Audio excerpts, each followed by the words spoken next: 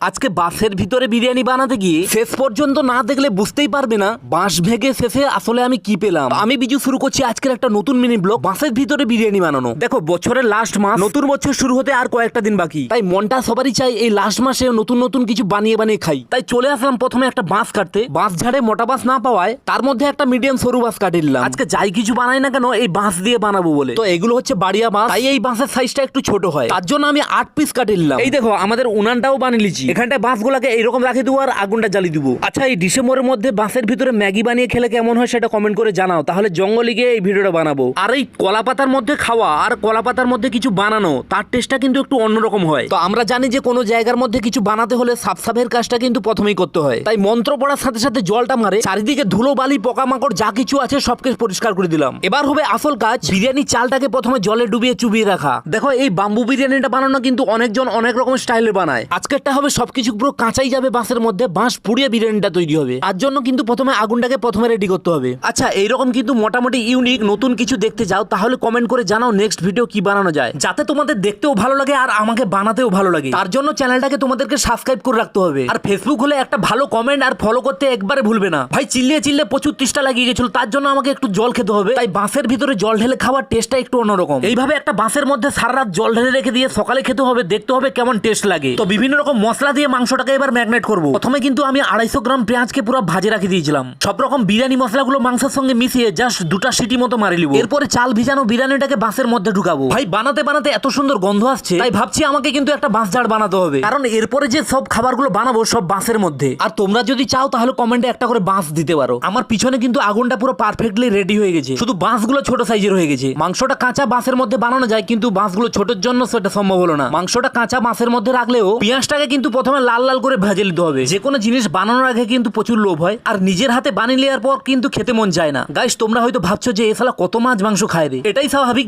Video বানাই বলে যে কোনো কেউ ভাবতে পারে, কিন্তু বাস্তবে এটাই সত্যি বলছি। আমার মেন খাবার হচ্ছে ডাল ভাত আর যে কোনো সবজি, এই সবকিছু কিন্তু কন্টেন্টের জন্য বানানো। আর যখন টাইম থাকে না দোকানের কাজগুলো করতে হয়, সেই সময় যে কোনো একটা মাছের তরকারি না হলে মাংসের তরকারি বানিয়ে খেয়ে নিতে হয়। এরপর সবকিছু বাঁশের মধ্যে ভর্তি করে প্যাক করে দিলাম এইভাবে। এখানে কিন্তু দড়ি নয়, কারেন্টের তারকে আগুনে উঠে কারেন্টের তার দিয়ে মাথার ক্যাপগুলাকে বাঁধলাম। আচ্ছা বাঁশগুলোর মাথা পর্যন্ত কিন্তু আমি বিরিয়ানি মশলা ঢুকাইনি, সামান্য সামান্য জলও দিয়েছি, কিন্তু নিচে আগুনের তাপ ভালোই আছে। আস্তে আস্তে করে বাঁশগুলো পুড়তে থাকবে আর ভিতরে বিরিয়ানি আরামসে পাকিয়ে যাবে। লক্ষ্য রাখতে হবে আস্তে আস্তে করে এবার বাঁশগুলোকে ঘুরিয়েও দিব। তো দেখতেই পাচ্ছ ফাইনালি রেডির মুখামুখি। এই দেখো ভাই বাঁশের বিরিয়ানি রেডি হয়ে গেছে। কোন একটা কাঠ দিয়ে আস্তে আস্তে ঠুকলে বেরোচ্ছে, কিন্তু এখনো 60% বাঁশের ভিতরে রয়ে যাচ্ছে। এত কষ্ট করেছি একটা চালের দানা পর্যন্ত বাঁশের মধ্যে থাকবে না, বাঁশকে চিরে হলেও সব বার করবো।